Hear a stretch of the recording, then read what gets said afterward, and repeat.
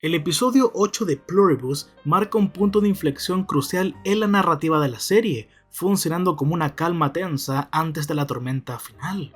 El episodio se titula Simpatía, pero que en inglés es Charm Offensive, y funciona mejor este nombre por la trama del episodio, ya que se traduce como ofensiva de encanto o también encanto estratégico. Esto describe literalmente la estrategia central que define las interacciones del episodio. Es una guerra que no es librada por violencia y armas, sino con amabilidad, manipulación y nostalgia, algo que hace tanto Carol como la colmena, y Carol cambia de estrategia. La confrontación directa queda en segundo plano y es reemplazada por la cercanía. Por un lado, Manusos sigue avanzando con una lógica rígida de resistencia y rechazo absoluto, y Carol entra en una zona moralmente ambigua donde entender al enemigo implica convivir con él, y ahí está la diferencia de ambos personajes. No está en qué quieran hacer, sino cómo deciden hacerlo, y qué están dispuestos a sacrificar en el proceso. Además, el capítulo confirma varias cosas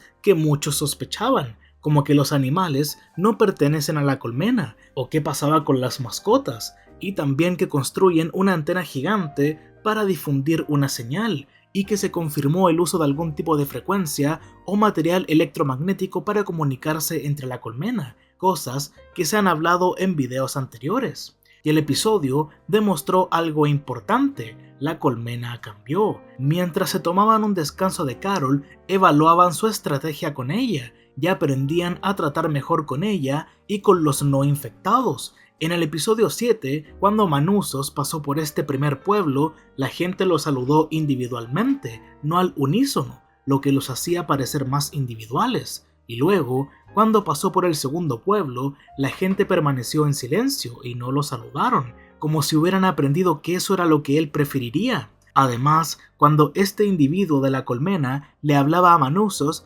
advirtiéndole de los muchos peligros de cruzar el tapón de Darien e implorándole que no lo intentara, su tono y expresión eran acordes con la gravedad de la situación.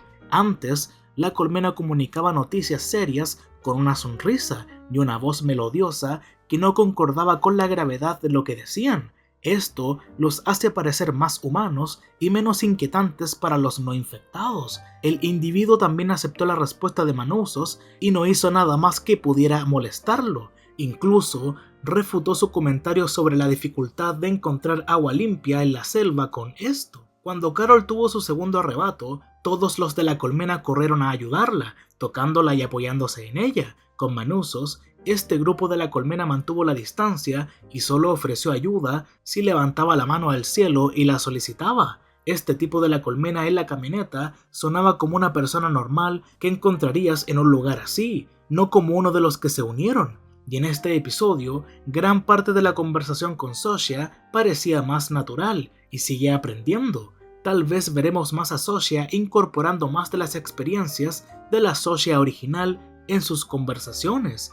Y no sabemos si esto hará que Sosia quiera ser una persona como antes. Bien, en el inicio, la cámara adopta el punto de vista de Manusos. Su sangre en el piso blanco refuerza la sensación de invasión y no solo está herido físicamente, lo están tratando, tocando y está siendo contenido por lo que más detesta del mundo, a la colmena, claro, y aunque lo estén cuidando, para Manusos es intolerable. Y aunque su infección está bajo control, lo más lógico sería quedarse, pero él opera desde su ética rígida y absoluta. Si acepta ayuda de la colmena, implica una derrota moral. Por eso, toma el bisturí y amenaza a los individuos con irse, pero antes que le den la factura médica. Aunque el mundo ya no funcione bajo las reglas antiguas, se niega a abandonar esas reglas. El dinero no tiene valor real, pero para Manusos sigue siendo un principio, porque es la forma de mantener una pequeña ilusión de orden y normalidad. Cuando sale, se lleva prestada la ambulancia para seguir su camino hacia Nuevo México, y a pesar de que este personaje odia a la colmena, Manusos se parece un poco a ella. Sabemos que tiene el objetivo de salvar al mundo, por eso está frenando demostrablemente al seguir un estricto código moral a pesar de que es mayormente arbitrario. Si a Manusos solo le importa salvar el mundo, no tendría ningún problema en usar a la colmena contra sí misma para transportarlo o al menos atender sus heridas. Desafortunadamente, tiene un código moral estricto, probablemente basado en la religión, que lo están haciendo detenerse y dejar dinero en efectivo por todas partes, morir de hambre, resultar gravemente herido y arriesgarse a infecciones fatales. Romper su código moral sería casi completamente arbitrario y lo ayudaría mucho, pero se niega a hacerlo y todo eso suena como a los infectados. La colmena a la que se enfrenta se niega a recolectar fruta o segregar animales e incluso tiene las soluciones para la dominación mundial frente a ellos, pero no pueden participar porque implica dañar a los sobrevivientes. Son dos caras diferentes de la misma moneda que representan principios y adherencia. Y tal vez esta forma de ser de Manusos no solo sea un peligro para la Unión, sino también para Carol. Ahora nos dirigimos a Albuquerque, en donde tenemos un cambio de tono, porque acabamos de ver a Manusos iniciando su viaje completamente solo, herido y huyendo, mientras que Carol recibe todo lo que Manusos se niega a recibir, y acá no hay sangre ni resistencia, sino limonada rosa y una cortesía e interacción algo incómoda. Esta limonada podría representar un gesto más de estrategia que un gesto o una señal de aceptación. Carol entiende que enfrentarse a la Unión de forma directa no sirve y que su actitud hostil solo la deja aislada y sin información. En lugar de seguir rechazando, decide modificar su comportamiento para poder observar, preguntar y ganar tiempo. No se vuelve amable porque confía en la Unión, sino porque esa es la única forma de mantenerse cerca sin ser neutralizada. Y este momento marca una diferencia clave entre Carol y Manusos. Él se niega a adaptarse a un mundo que considera corrupto, incluso si eso lo destruye. Carol, en cambio, acepta operar dentro de una situación que detesta, no porque esté de acuerdo con ella, sino porque entiende que resistirse sin estrategia la deja sin opciones. Por otro lado, su entre comillas cordialidad es una herramienta, no es redención, así que cada gesto tiene la intención de recopilar información, medir a los de la Unión y planear algo. Y la pintura que preside la escena refuerza lo que acabo de comentar. La belladonna es una flor asociada tanto a la belleza como al veneno. Su presencia resume mucho lo que pasa en el episodio, como el encanto en la superficie, pero con otras intenciones, ya que Carol no ha abandonado su intención de deshacer la Unión,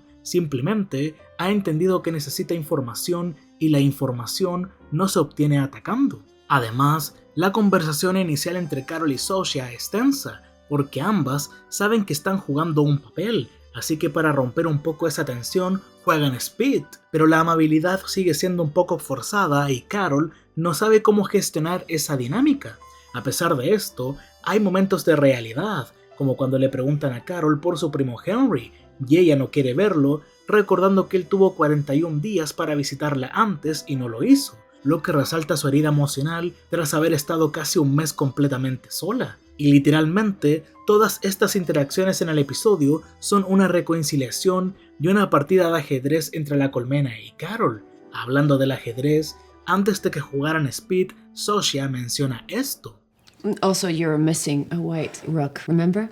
En las alegorías del ajedrez, la torre blanca suele simbolizar fuerza, protección y la mente filosófica superior, representando un impulso inquebrantable en batallas espirituales o estratégicas. Las piezas blancas generalmente representan la luz, el yo o las fuerzas positivas que se oponen a la oscuridad.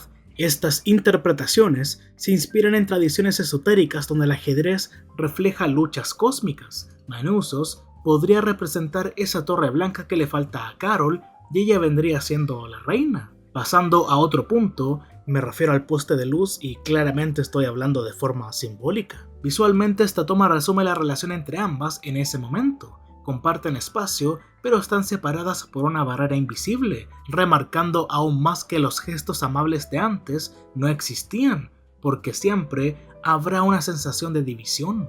Luego, Carol aprende más sobre ellos. Debido a su mentalidad de eficiencia energética, duermen en grandes grupos como en estadios, iglesias o salones, para ahorrar en calefacción y refrigeración. Sosha intenta jugar el mismo juego que Carol, ofreciéndole quedarse con ellos o llevarle a casa armando su propia amabilidad.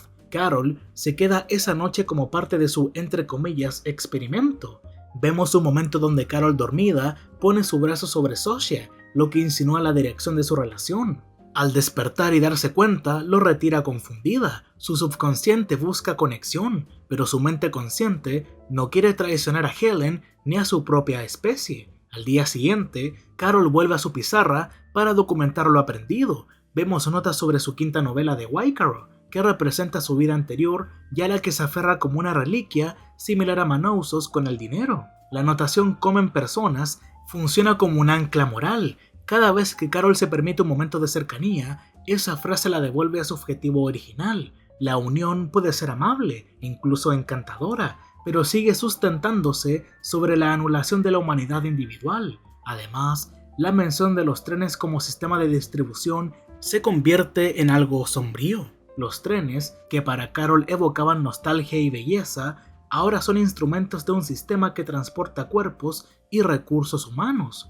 La unión no destruye los símbolos del mundo anterior, los reutiliza, y eso los hace más difíciles de rechazar emocionalmente. Y la explicación sobre el campo electromagnético y la comunicación inconsciente es una de las revelaciones más importantes del capítulo, porque la unión opera en un nivel al que ella potencialmente podría acceder. Después se entera de que la colmena no siente todo al mismo tiempo, pero es consciente de todo lo que ocurre, dando el ejemplo del dato de las muertes y nacimientos. Esto para Carol es más información y llena su pizarra, pero lo malo de esto es que mientras más la entiende, más difícil se vuelve reducirla a un enemigo simple. Carol se está hundiendo en una zona gris donde entender al enemigo implica inevitablemente humanizarlo, debido a su contacto prolongado. Por otro lado, Manousos va hacia Albuquerque y tiene una visión del mundo rígida, todo lo contrario con Carol.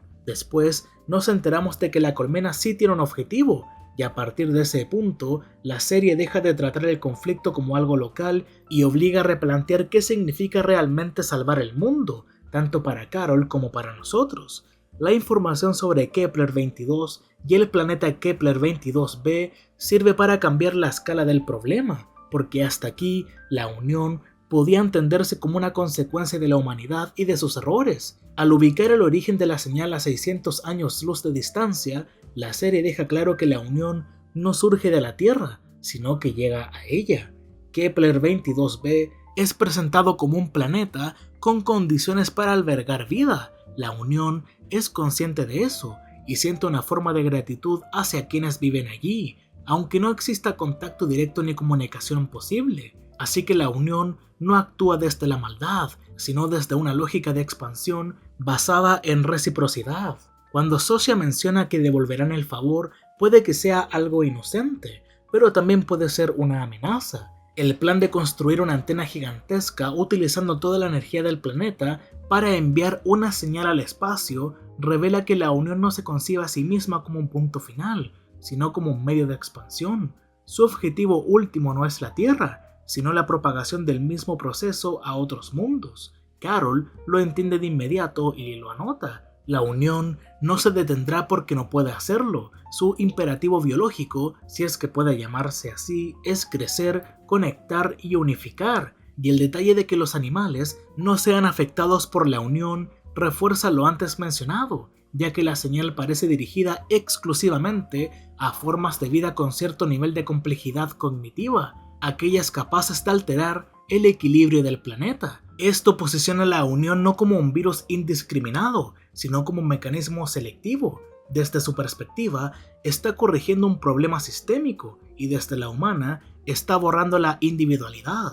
Y a partir de aquí, la ofensiva de Encanto se intensifica de forma deliberada, porque la visita al restaurante del pasado de Carol no es un gesto dulce, sino una forma de manipular a Carol en lo emocional. La unión no solo reconstruye el lugar, sino que trae de vuelta a la camarera exacta desde otra ciudad para recrear una memoria específica.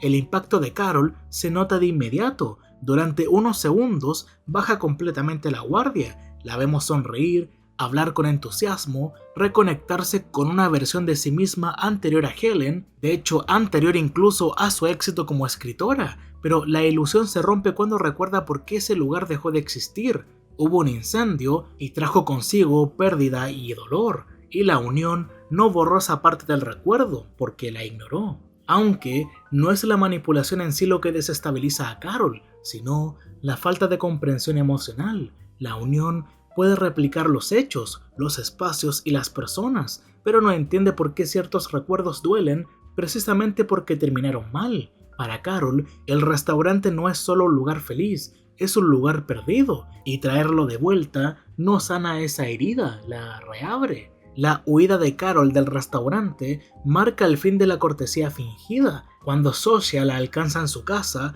el tono de la conversación cambia por completo. Carol deja de hablar en términos abstractos y comienza a confrontar directamente la lógica de la unión, y el conflicto deja de ser ideológico y se vuelve más íntimo. Además, la discusión sobre el uso constante del nosotros es fundamental, ya que Carol no está pidiendo una aclaración lingüística, está pidiendo una prueba de individualidad. Quiere saber si Sasha aún existe como persona o si es solo una interfaz. La respuesta nunca es completamente satisfactoria, y eso es intencional. La unión no puede separarse de sí misma sin dejar de ser lo que es. Y cuando Carol le dice que con todos los cerebros del mundo, la unión no puede manejar un pronombre, no está siendo sarcástica, está señalando que nadie se hace cargo de nada, porque todo se decide en conjunto, no existe una responsabilidad individual clara. Para Carol eso es peligroso, porque significa que no hay con quién cuestionar ni a quién detener cuando algo sale mal. La revelación de que Sasha fue elegida porque Carol la encontraría atractiva confirma que nada de lo que está ocurriendo es casual. La unión no solo observa y acumula información, también utiliza, ajustando sus movimientos según lo que sabe de cada persona y decidiendo a quién enviar y cómo acercarse. Carol acusa a la unión de manipulación, pero también reconoce, aunque le molesta admitirlo, que ese método está funcionando. Se siente atraída, confundida y descolocada, no porque haya cambiado de opinión, sino porque la estrategia apunta directo a sus puntos débiles. Carol admite que le gusta a Sasha y que le gusta la sensación de conexión, pero al mismo tiempo deja claro que el sistema de la unión no se sostiene. No habla de intenciones ni de crueldad, sino de un mundo que no puede producir por sí mismo, que no puede recoger una manzana ni mantenerse sin consumir lo que queda. Para ella, el problema no es emocional, es práctico, y alguien va a tener que intervenir, incluso si eso significa quedarse sola otra vez. El beso ocurre después de decir todo esto, no contradice lo que acaba de expresar. Carol no cambia de postura ni se convence de nada, pero baja la guardia. Claramente, esto no es una redención, sino una reacción humana a una situación límite. Sasha inicia el beso y Carol lo continúa. Ella sabe quién tiene enfrente, sabe cómo funciona la unión y entiende que hay una influencia real sobre ella, y aún así decide avanzar, no porque lo justifique ni lo excuse, sino porque está agotada y necesita contacto después de semanas completamente aislada. Y a partir de este momento, lo único que tenemos son dudas. Carol sabe que está mal acostarse o besarse con alguien de la unión, es algo que le recrimina a Diabetes, porque literalmente es una gran mente. Hay niños, están las personas que se consideran fans de la autora de Carol Sturka, su primo Henry y, claro, John Cena. Luego, cuando Sasha ve que Carol está escribiendo, sonríe. Esa sonrisa podría interpretarse como que la colmena está satisfecha de que sus tácticas de distracción parecen funcionar y que Carol está escribiendo una novela sin motivo alguno. Aunque por otro lado, sabiendo que Carol tiene segundas intenciones, puede que solo haya escrito un primer borrador desastroso para ver cuál es la reacción de Sasha. Sabemos que Carol odiaba a Waikato por detalles que tuvo que cambiar, como que Ravan originalmente era mujer, pero tuvo que cambiarlo por un hombre. Y lo otro a considerar es que Carol quería escribir otro tipo de libros. Tal vez eso indica que escribir el primer capítulo no fue algo tan genuino. Está dando un espectáculo como cuando habló con sus fans en la firma de libros. Intenta engañar a la colmena para que piensen que lograron apaciguarla, aunque algunos piensan que no es tan así y que lo escribió porque estaba motivada, o tal vez no sea nada de eso y simplemente Carol quiso hacerles creer que estaba escribiendo porque antes les dijo que sí lo estaba haciendo y por eso pidió más rotuladores. pero yo personalmente me quedo con que lo hizo para que la colmena piense que está mejorando. Lo que no es falso es la reacción de la colmena. Vince Gilligan ha sido bastante claro en cuanto a que el cariño de la colmena por Carol es genuino. Además, este momento da la impresión de que así era cuando quería hablar con Helen, pero no pudo porque sabía que a ella no le gustaba. En fin, Carol no está escribiendo solo por gusto, está probando una vía de control. Luego tenemos otro salto temporal y muestra las consecuencias de esta decisión. La casa ya no está en silencio como antes, hay una radio encendida, rutinas compartidas y conversaciones cotidianas. Carol al parecer se adaptó a esa convivencia, pero no del todo. La tumba de Helen sigue ahí, visible como recordatorio constante de por qué todo esto está ocurriendo. Hasta tenemos esta toma, que recuerda a una del episodio 3, pero ahora es muy distinto. Carol mira la tumba de su amada, y la imagen de la tumba está superpuesta por el rostro de la entidad que la mató, usando la apariencia de alguien salido de los sueños de Carol, y además podemos ver que ella hizo que arreglaran su cerca. Cuando Sasha habla de su infancia, del helado de mango y los barcos, lo hace desde un lugar distinto. No habla como un portavoz ni como parte de un todo, habla como alguien recordando algo propio. Y Carol le dice esto. Thank you for sharing that. Si esto es manipulación o más información para su pizarra, otra forma de ver eso que dijo puede ser que tiene a la colmena vigilada. Y el momento se corta cuando Sasha se desconecta por un instante y luego dice que Carol pronto será visitada por alguien. Y esta desconexión no creo que haya sido una lucha interna y una repentina toma de control. Creo que es más porque sabe que la llegada de Manusos significa problemas y que son lo suficientemente amables como para detenerlos. Además, este tipo de desconexión es algo que ya habían hecho antes, pero claro, nunca era una desconexión tan larga, porque como dije, saben que algo malo podría pasar. La imagen final de Manusos acercándose a la frontera reorganiza todo lo anterior. Mientras Carol ha aprendido a moverse en una zona gris, Manusos sigue avanzando sin desviarse, como una postura rígida y clara, o más bien como la torre blanca que le falta a Carol.